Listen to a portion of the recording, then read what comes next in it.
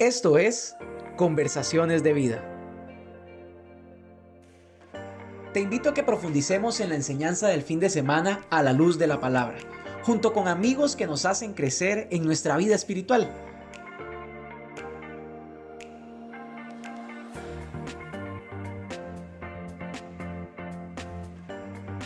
Bienvenidos a otro episodio de Conversaciones de Vida.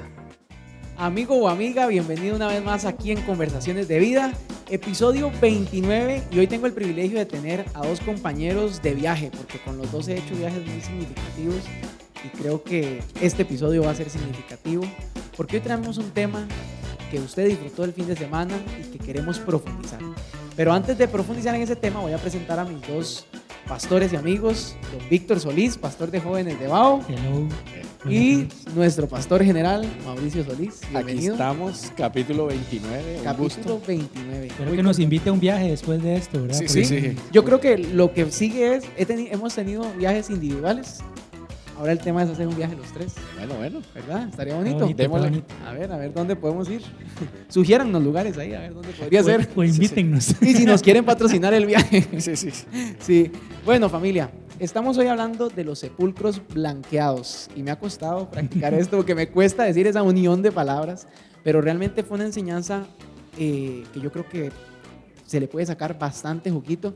Y como lo hablábamos ahora, es algo que hay demasiadas cosas que se pueden hablar de esto. Sí. Pero creo que sería bueno como iniciar dándole una pequeña reseña para aquellos que tal vez no vieron la prédica. Sí, bueno, como congregación hemos estado tratando de cubrir una serie que hemos denominado El show debe de continuar, y eso es una interrogación, es una pregunta.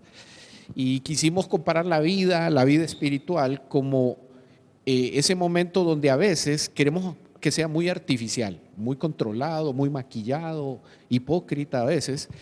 Y la pregunta es, ¿esa manera de interpretar la vida espiritual debe de continuar o deberíamos de volver al origen? Entonces, hemos venido desarrollando varias temáticas desde la palabra, de ver cómo la religiosidad se fue metiendo en el tema de la vida cristiana, ¿verdad? Desde Adán, ¿verdad? Cómo Adán con Eva intentan tapar el hecho de su pecado, pero luego en la siguiente semana estudiábamos la historia de Moisés, cuando él se cubría con un velo, pero ya no para ocultar su pecado, sino más bien para ocultar que su espiritualidad iba desapareciendo. Entonces ahora escogimos este tema, ¿verdad? Que en realidad es una serie de pasajes donde Jesús, que es durísimo, Jesús si fue duro, fue contra los fariseos, contra la gente hipócrita.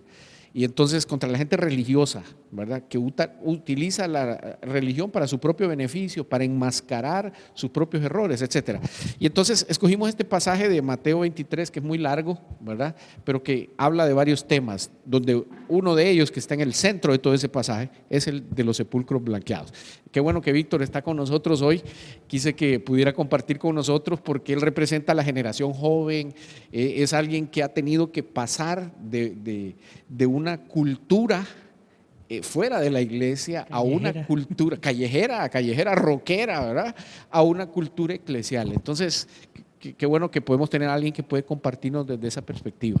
Claro, yo creo que es un tema interesante porque viendo la historia, o sea, ahí los que son criticados fuertemente son los fariseos, porque realmente vivían una vida que no era genuina, pero todo el mundo creía que sí, ¿verdad? Pura pantalla. Pura pantalla. Yo recuerdo una vez aquí en la librería que bueno, ahí estaba la venta de libros y todo, y una vez traté de colgar un cuadro y yo no soy muy bueno haciendo, o sea, como poniendo tornillos. Entonces lo intenté una vez, hice un hueco y no. Lo intenté otra vez, hice un hueco y no. La cosa es que hice como 5 huecos en la pared, lo confieso, es la primera vez que lo confieso al pastor de jóvenes, ¿verdad? Ahora entiendo. ¿Y qué fue lo que hice yo? Poner un cartelito y nadie se dio cuenta y se veía muy bonito y todo, pero si se quitaba el cartelito se dan cuenta que había un montón de huecos. Yo creo que así somos. Y ese es el problema del que estamos hablando hoy. Y a mí me gustaría preguntarle específicamente a Víctor, porque él es pastor de jóvenes, ¿cómo esto puede afectar el alcanzar a generaciones nuevas a la iglesia? Sí, yo creo que el problema con todo esto de la religiosidad es que tiende a espantar a la gente, ¿verdad? Digamos, yo tengo amigos que si yo les digo que si quieren ir conmigo a la iglesia o algo, bueno, cuando se puede, bueno, ahora que estamos viniendo otra vez, de ahí no, ¿verdad? Porque tienen un montón ya de cosas, no, porque me van a hacer ponerme a hacer esto, me van a pedir que haga cierta cosa, ¿verdad? Y es como que hay un checklist que uno cree que tiene que completar para venir a la iglesia, ¿verdad? Que tal vez es acercarse a Dios, porque piensan que acercarse a Dios es pasar por un montón de protocolos, ahora que está de moda la palabra protocolo. Creen que para acercarse a Dios tienen que pasar por un montón de protocolos para lograrlo. De hecho, cuando un amigo mío se da cuenta, digamos, un amigo nuevo o algo, que soy cristiano, la primera pregunta es, ay, ¿no le hacen problemas por tener tatuajes? Esa siempre es la primera pregunta, porque ya en la mente de la gente está, estar tatuado es ya algo que ya es un rechazo para la iglesia. Descalifica. ¿Verdad? Entonces siempre es como una de las primeras preguntas que me hacen, ¿verdad? Y entonces uno tiene que empezar a desmitificar, ¿verdad? Un montón de cosas que están ya como en el colectivo, ahí en la mente de la gente, ¿no? Si hago esto ya no puedo acercarme a Dios, ¿verdad? Y es como no, o sea, Dios nos acepta como somos y tenemos que aprender y aceptar ciertos cambios en nuestra vida después de tomar la decisión de llegar a Él, ¿verdad? Pero eso no tiene que ser como lo principal, ¿verdad? Sino como llegue a Él y después Dios va a empezar a trabajar un montón de cosas en usted y uno mismo es el que empieza a aceptar cosas por convicción, no porque se las obligan y que eso es lo que importa, ¿verdad? El problema es que siento yo que muchas veces en el ambiente muy religioso importan más como esos hábitos, esas cosas, que la misma fe, ¿verdad? Entonces le dan mucho valor a cosas materiales del ser humano más que a la parte espiritual. Y creo que ahí es donde viene ese rechazo. Creo que tocas un punto clave, ¿verdad? Que es la sustitución de la relación con Dios para ser sustituida por la relación con la ley, con las normas. Y el problema ha sido que hemos inventado un montón de normas que no tienen nada que ver con la vida espiritual.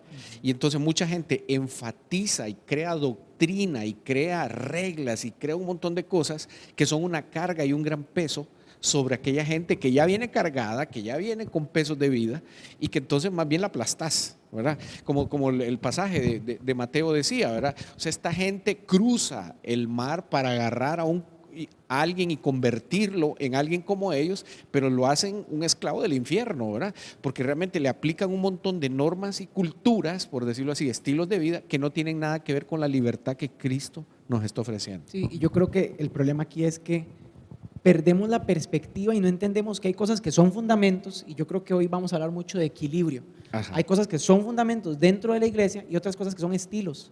El problema es que los estilos a veces los convertimos en fundamentos. Y recuerdo una vez en el viaje que hice con Víctor, voy a tratar de hablar de los dos viajes, de experiencias de los dos viajes, pero en un viaje que hice con Víctor a Panamá, un retiro, recuerdo que conocimos a un pastor, Falcón se llamaba. Ah, sí. Que a Víctor quedó encantado. Víctor quedó encantado. Sí, porque él era un pastor que obviamente mantenía los fundamentos del evangelio. Esas cosas no son negociables. Sí. Pero el estilo, ¿cómo era el estilo? Tal vez puedas contar. De hecho, bueno, lo que él explicaba es eso, que habían precisamente cosas que no pueden negociarse, ¿verdad? En cuanto a la fe, pero hay cosas que son.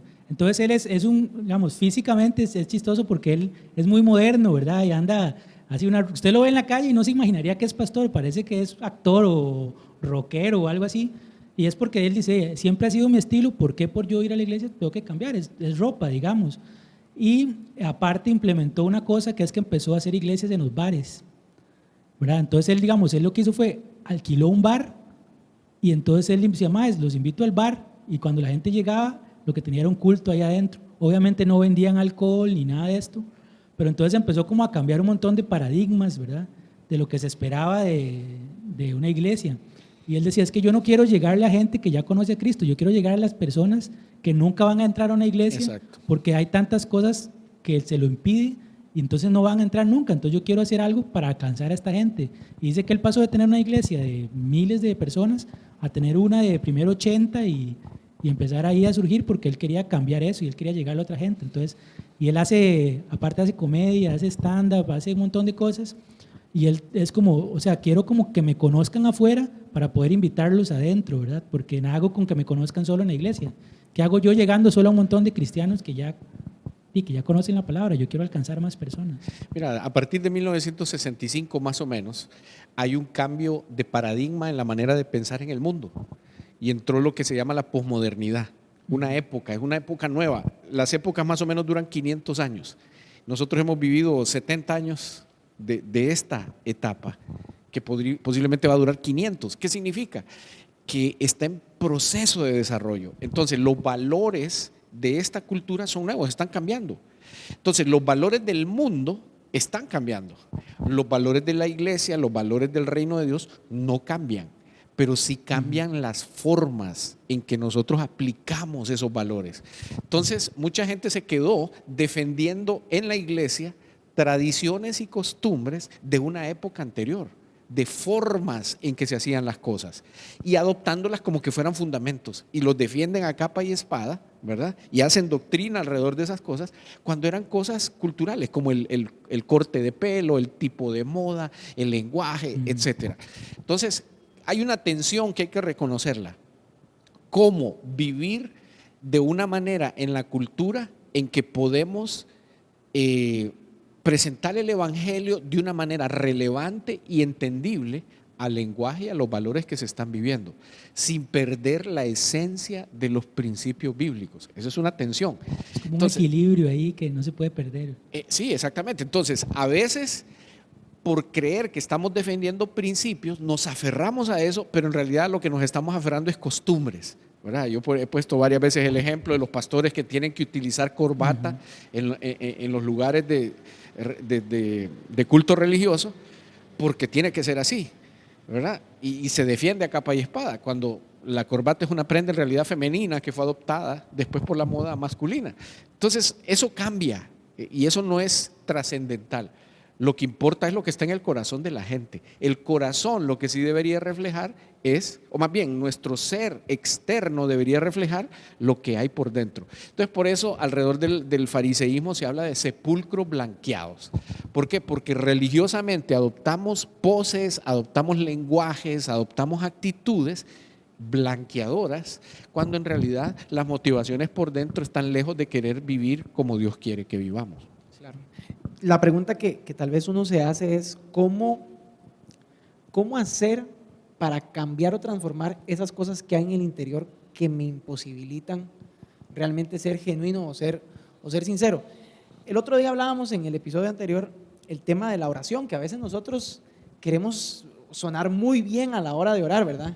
Y el otro día hacía un análisis y me ponía a pensar, o sea, Dios conoce nuestro corazón, conoce nuestro interior. Yo pienso que Él se debe reír cuando nosotros nos ponemos, oh, Jehová de los ejércitos, y Él es como, David, o sea, yo sé cómo habla usted, yo sé cómo es usted. Hace 5 minutos. Sí, o sea, te acabo de escuchar, o sea, entonces yo creo que, ¿cómo podemos ser genuinos? ¿Qué se necesita? ¿Cuál es la fórmula?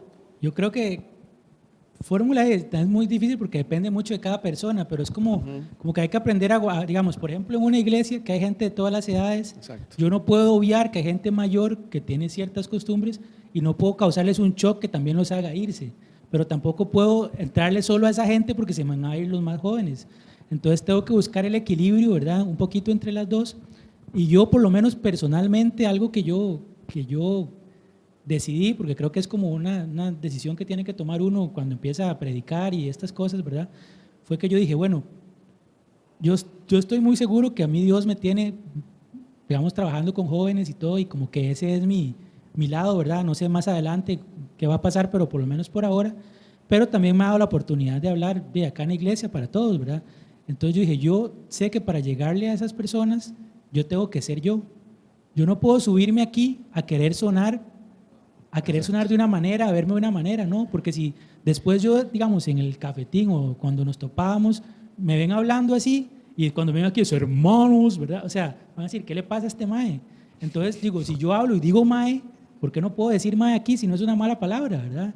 O sea, ¿por qué no puedo hablar como yo soy? Entonces yo trato, cada vez que predico, de hablar, que hable Víctor, o sea, que sea Víctor el que está sonando, ¿verdad? O sea, no que sea el pastor. De hecho, a mí cuando hay gente que a veces me dice pastor así, ¿verdad?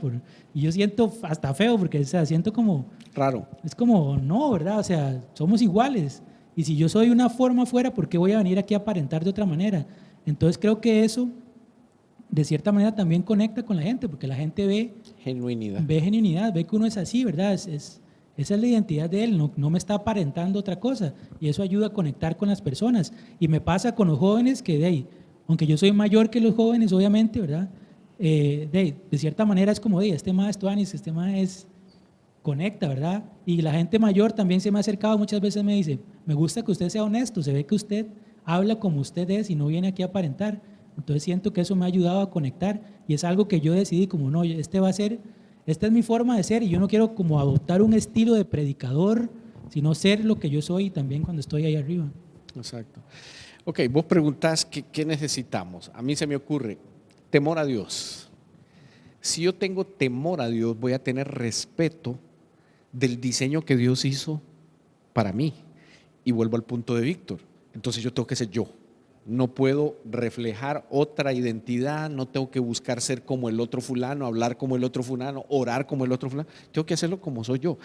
Número uno. Número dos, yo creo que tener celo por la palabra de Dios.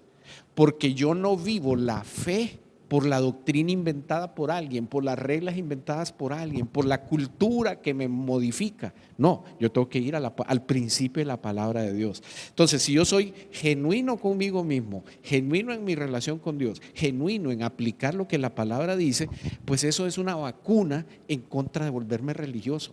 ¿Me entendés? Yo creo que uno tiene que vigilarse, ¿verdad? Y saber por qué está defendiendo a capa y espada tradiciones, costumbres y formas de hacer las cosas, porque posiblemente estás defendiendo lo indefendible, posiblemente estás defendiendo algo que históricamente no tiene nada que ver con la fe cristiana y vos estás condenando a gente, juzgando gente, que ese es otro de los elementos que creo que es importante que hablemos, ¿verdad? La actitud juiciosa. O sea, el sepulcro blanqueado es alguien que está podrido por dentro, pero juzga a los demás. Y entonces eso genera mucha roncha, como decía Víctor, ¿verdad? Hay gente que no va a querer nunca venir a la iglesia cuando ve esas actitudes de parte de nosotros. Claro. Ya que menciona eso, el otro día veía un video de un cantante que se llama Camilo, que la gente tal vez que le gusta el pop va a saber quién es. Y él es cristiano, él pertenece a una iglesia y un día el pastor lo invita como a un espacio así, y se ponen a hablar acerca de cómo conectar con el Padre, cómo orar. Y realmente todo lo que se dijo era bíblico, era lindo, o sea, muy bien hablaron, pero uno se iba a los comentarios de YouTube y el 70% de los cristianos o que se proclamaban cristianos que estaban viendo el video criticaban a Camilo porque cantaba música romántica, ¿verdad?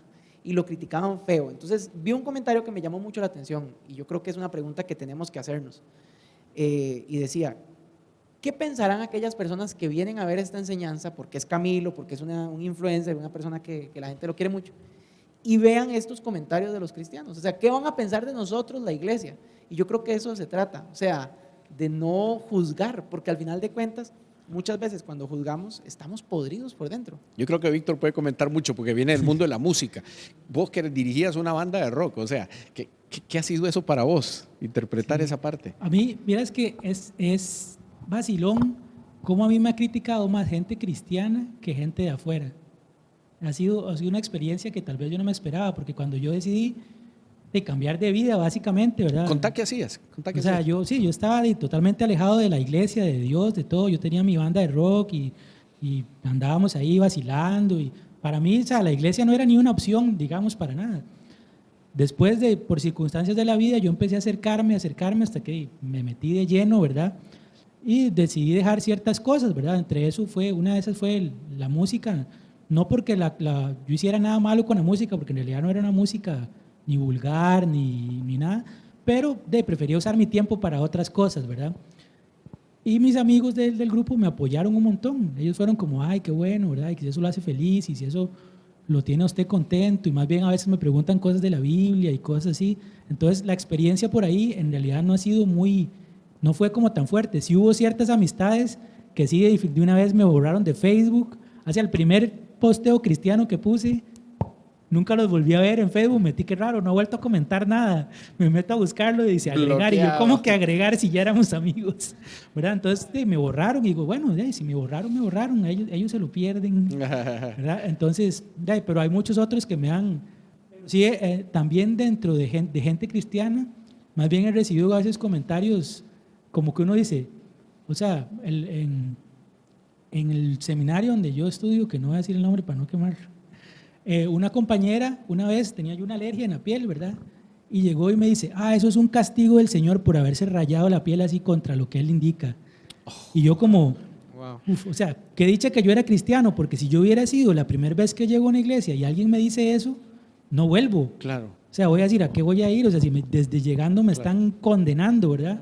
Claro. Y es como esa religiosidad puede herir a una persona, ¿verdad? Yo tal vez ya estaba un poquito más maduro y dije, o sea, no le hice caso, pero eso puede herir a una persona, y eso pasa con la religiosidad, que a veces uno se pone muy criticón y termina hiriendo a personas, ¿verdad? Y creo que ese es uno de esos peligros de eso, y por eso Jesús se enoja tanto, porque si vemos esos pasajes, yo creo que es una de las veces que más, aparte de cuando bota todo ahí en el templo, creo que es de las veces que más se enoja, que es todo ese párrafo larguísimo y uno es como, ¡y Jesús! Relax, ¿verdad? ¿Qué fumó?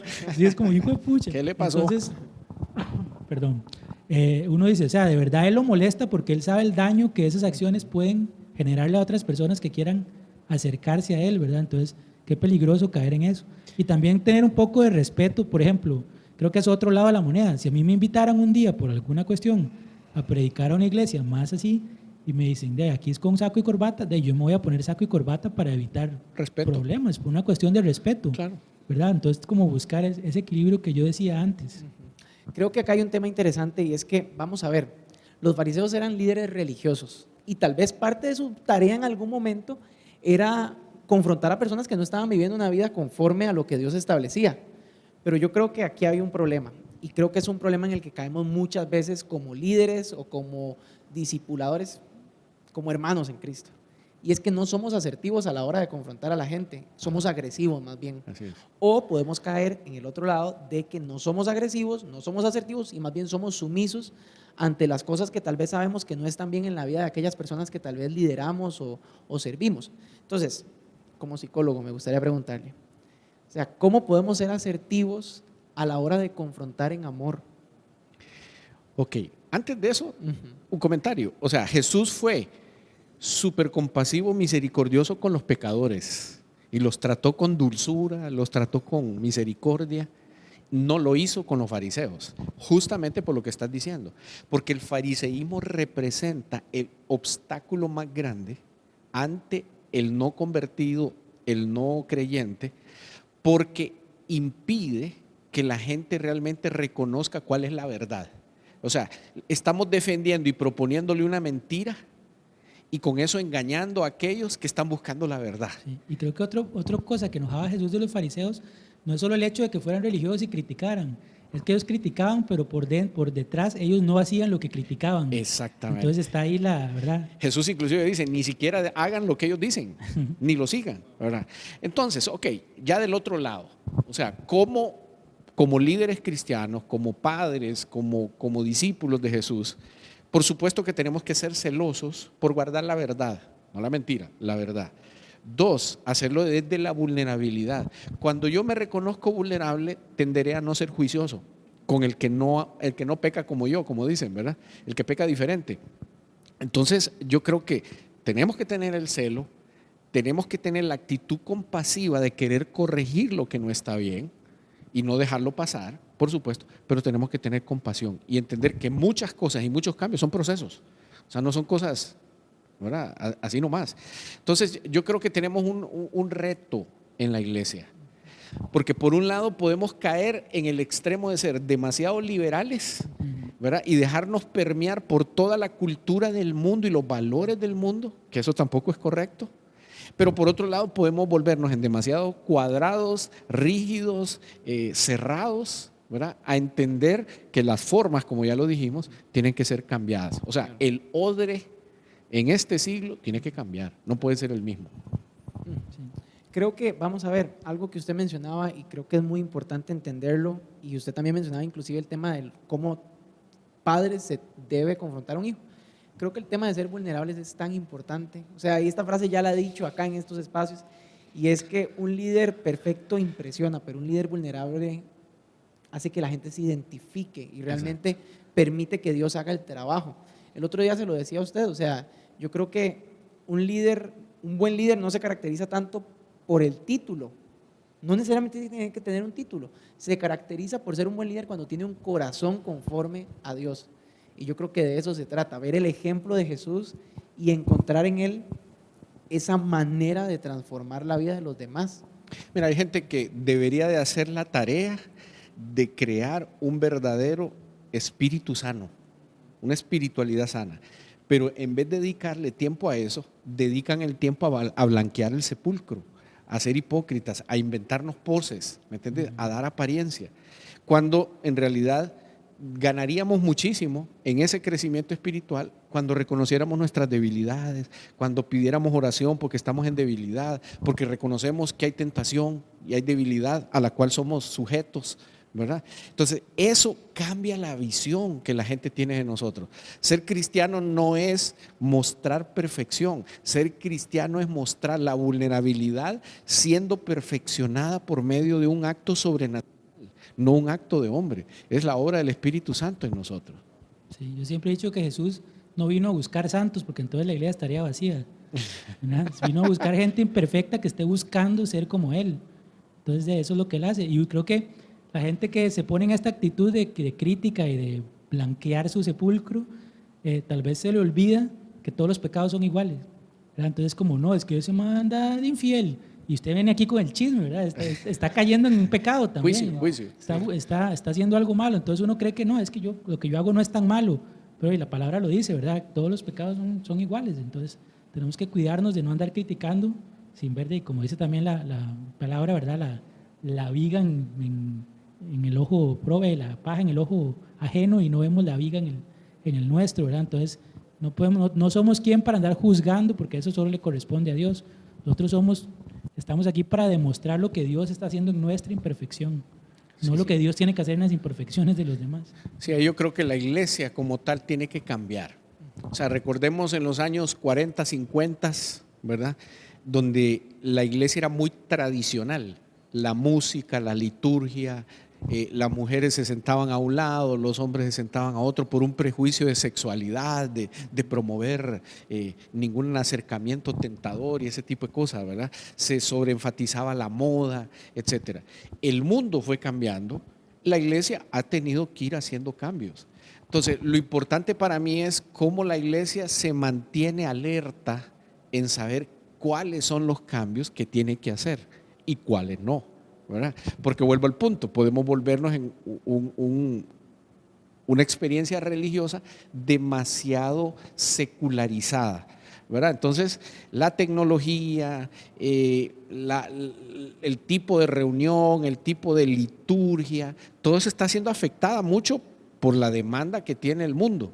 Y ahí uno tiene que tener cuidado de no aparentar, ¿verdad? O sea, quiero hablar mucho esto de la liturgia, porque de repente la iglesia puede caer en el hecho del show, ¿verdad?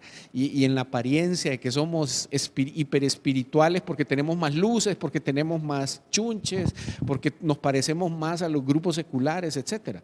No, la espiritualidad viene cuando sos compasivo con el necesitado, viene cuando realmente sos capaz de recuperarte de un pecado y has hecho la tarea de dar el fruto de arrepentimiento. Viene cuando nosotros impactamos a la gente contando nuestra historia, no maquillando nuestra historia. O sea, al final de cuentas no se trata de nosotros, se trata de que la gente vea la obra de Dios en nosotros. Sí, yo creo que la gente ha tomado esto de no amoldarse al mundo, ¿verdad? Que viene en la Biblia como el mundo pasó y nosotros nos quedamos aquí igualitos, ¿verdad? Y uno también va con el tiempo. Sí. O sea, y creo que esto de la pandemia vino a enseñar mucho eso, porque nos tocó acomodarnos a la virtualidad, por ejemplo. Y tal vez hace unos años hubieran dicho, ay no, la iglesia es estar ahí metidos y Dios guarde. Cajón del diablo. Entonces, no, ¿y qué nos tocó aprender? Hay que ajustarse a las tecnologías nuevas, a la gente nueva. Y entonces ahora ve uno mucho joven sirviendo, mucho joven haciendo cosas, porque tal vez gente más mayor ya es como, ay, no sé usar estas cosas, ¿verdad? Y nos tocó ajustarnos. Entonces es diferente amoldarse a ajustarse tal vez. Ustedes eran muy jóvenes, tal vez ni lo recuerdan. Hubo un líder puertorriqueño llamado Gille Ávila. Gille Ávila es uno de los evangelistas más importantes que han habido en América Latina, pentecostal. Entonces él en los años 60, 70, era un predicador en contra de la caja del diablo, la televisión. 30, 40 años después de ministerio, él era dueño de un satélite, ¿verdad? Porque era el satélite que emitía su programa evangelístico alrededor del mundo. O sea, ¿qué es lo que quiero decir? Es que a veces uno toma posturas que en el tiempo corrige, que en el tiempo cambia, porque te vas dando cuenta de que no todo es blanco o negro. Sí. O sea, que realmente hay cosas que ¿cómo es? Escudriñarlo todo y retener lo bueno, ¿verdad? O sea, de todo podemos sacar beneficio. La tecnología no es mala, pero puede ser utilizada para malos propósitos, por supuesto. Asegurémonos de que la tecnología o la liturgia la hagamos con buenos propósitos. Sí, yo conozco, perdón David, conozco de hecho historias de ahorita, de iglesias, que cuando todo esto empezó se dedicaron más a protestar porque no los dejaban abrir el edificio que a ver cómo se adecuaban a la tecnología y ya desaparecieron. Claro. Porque solo les preocupó eso más que ver cómo llegar a más gente o a la misma gente, digamos. Sí. Yo creo que eso es lo que no hay que perder de vista. La religiosidad centra todo en nosotros, en mostrar que nosotros somos carga, que somos espirituales, que somos cumplidores para Dios. Cuando de lo que se trata es del otro, es de que el otro pueda recibir la gracia y el perdón que yo he recibido. Y creo que es desgastante inclusive querer mantener esa posición, porque los fariseos tenían la necesidad de siempre verse perfectos. Y creo que tal vez algún amigo o amiga que nos esté escuchando hoy esté en un proceso de reconocer, tal vez yo he juzgado a la gente que usa tatuajes, tal vez yo he juzgado tal tipo de música. Y yo digo, qué importante que es el reconocer el error y decir, me equivoqué. O sea, como Gigi Ávila, el hecho de que pasó años creyendo algo y predicando eso, pero al punto de que tiene que reconocer, no de ahora yo necesito esto. Yo creo que no, es un proceso muy sano que nosotros tenemos que tener de reconocer a veces que hemos cometido un error de pensamiento por muchos años y que es el punto de romper cadenas y decir, no, es que esto era una tradición, una tradición. O para el otro lado decir, no, me equivoqué, me estoy más bien suavizando demasiado en cierta cosa, ¿verdad? Claro. O sea, hay que saber reconocer si uno se equivocó para acá o para allá. Sí, el otro día me pasaron una encuesta, un estudiante de un seminario tenía que hacer una tesis acerca de la apertura de la iglesia a la inclusión de la persona homosexual. O sea, ¿cuál pastoral debería de hacer la iglesia hacia eso? Y entonces en la encuesta preguntaba si la iglesia realmente tenía una actitud positiva. Entonces uno dice, wow, la verdad es que la persona que vive en homosexualidad, la persona que vive en alcoholismo, la persona que vive en la explotación sexual, los traficantes de personas, la persona corrupta en un gobierno que roba, etcétera. Todos, absolutamente todos de ellos necesitan el mensaje del evangelio, necesitan encontrar el perdón, la restauración de su vida, etcétera. Pero la iglesia no lo va a lograr, no va a poder alcanzarlos si nosotros ponemos muros en vez de tender puentes. Y con esto no estoy diciendo que vamos a bajar las exigencias del evangelio, no estoy diciendo que nosotros vamos a ser permisivos y que la gente haga lo que quiere, no, pero sí necesitamos abrir la puerta a todos ellos, a todos, así como la recibimos nosotros en algún momento, y dar el espacio de bienvenida, el espacio de reconocimiento de la necesidad, no juzgar la conducta, sino mirar la necesidad que tiene la gente, de encontrar lo que hemos encontrado nosotros, que es aceptación incondicional de parte de Dios, perdón eterno de parte de Dios, y múltiple y misericordioso, y que se repite y se repite, y la gracia de Dios. Entonces, cuando nosotros caminamos con esa mentalidad, la gente reconoce que este es un lugar diferente. Y entonces la gente va a querer participar, va a querer venir y ver. Pero tenemos que estar preparados para no asustarnos, preparados para no rechazar, preparados para no criticar, para eliminar los prejuicios. Y realmente, como la canción lo dice, ¿verdad? Los pies de Cristo todos tenemos la misma estatura, todos estamos iguales, ¿verdad? Yo creo que es importante entender que para no caer en el punto, ahora Víctor mencionaba, es muy fácil caer tal vez en el hecho de que nos volvemos demasiado liberales o también demasiado conservadores. Yo creo que para poder entender qué es lo que Dios piensa, tenemos que volver a la palabra. Es que de eso se trata al final de cuentas. Si volvemos a la palabra, conocemos la Biblia, realmente podemos entender qué es lo que Dios piensa. Porque yo creo que a veces muchas de las cosas que tenemos en nuestra mente son puras cosas que escuchamos por ahí. Una vez me dijo un señor, la Biblia dice que el mejor amigo del hombre es el perro. Y yo, una vez también me dijeron, no se puede comer pollo después de la iglesia. Y yo también les creí, porque yo no conocía la Biblia. Y hoy podrían llegar a decirnos, mire, la Biblia dice que no se puede cantar reggaetón cristiano, que el reggaetón eso sí cristiano es cierto, eso sí es cierto. No se puede cantar reggaetón de ningún no tipo. Puede, no. De ningún tipo. bueno, veamos la Biblia a ver si es cierto o no. Yo creo que eso es lo importante, pero bueno. También, perdón, que el otro día yo vi a alguien que decía, o sea, obviamente en la Biblia no va a decir no perren ahí al ritmo del reggaetón porque no existía el reggaetón en ese tiempo, ¿verdad? Exacto. Entonces uno tiene que como traspolar ahí lo que el contexto. dice con el contexto actual, ¿verdad? Y amar a todo el mundo. Ayer estaba viendo la película esta de La Cabaña, entonces después de llorar la primera hora, ¿verdad? Así desconsoladamente, ya llega la parte que no es tan triste y ahí la figura de Dios le dice al muchacho que lo ama de una manera especial y que no sé qué. Entonces después están ahí cocinando y él le pregunta, ¿hay alguien al que usted no ame de una manera especial? Y Dios le dice, no, ¿verdad? Y es cierto, o sea, Dios ama a todos por igual. Tal vez no ama la actitud del pecado en sí, pero a la persona sí. Entonces, así tenemos que actuar nosotros, ¿verdad? No podemos rechazar al pecador, tenemos que rechazar el pecado y hacer que la persona llegue y que ella misma conozca a Dios y aprenda qué está mal o bien en su vida, porque nosotros no le podemos decir lo que está mal es eso y la persona va a decir, ay, sí.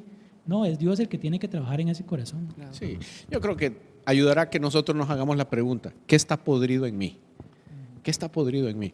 Yo tenía un amigo en la iglesia donde me convertí allá en Honduras, ¿verdad? Que tenía esta frase filosófica, ¿verdad? Y que era un objeto de broma para nosotros en cada momento, y es, todo se pudre. Él siempre decía, todo se pudre, todo se pudre. Y esa es la verdad, si nosotros estamos desconectados de Dios, somos un sepulcro, o sea, estamos podridos por dentro. La pregunta es, ¿cuál es tu podrición? ¿Cuál es mi pudrición? O sea, todos los días tenemos algo podrido que trabajar, ¿verdad? Y en esa medida en que lo reconozcamos, insisto, nos vamos a volver menos juiciosos y menos interesados en blanquearnos, Que esa sería la segunda pregunta. ¿Cuál es tu estrategia de blanqueamiento? O sea, ¿cómo nosotros nos escondemos? ¿Verdad? ¿Qué estrategia utilizamos para que la gente crea que sos muy espiritual? Claro.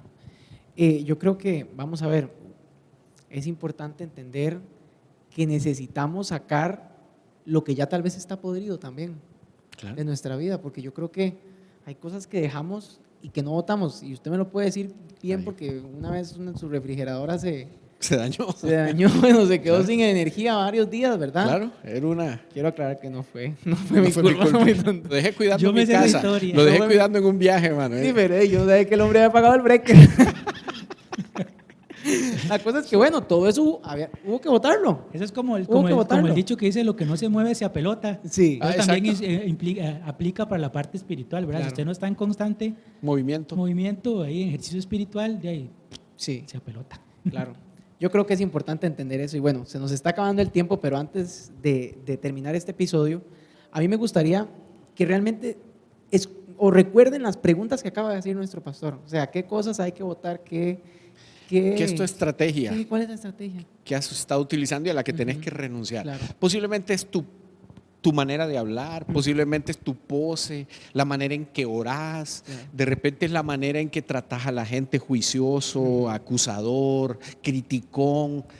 ¿Cuánto tiempo le estás dedicando a mirar la viga, el palito en el ojo del otro y no estás viendo tu propia viga?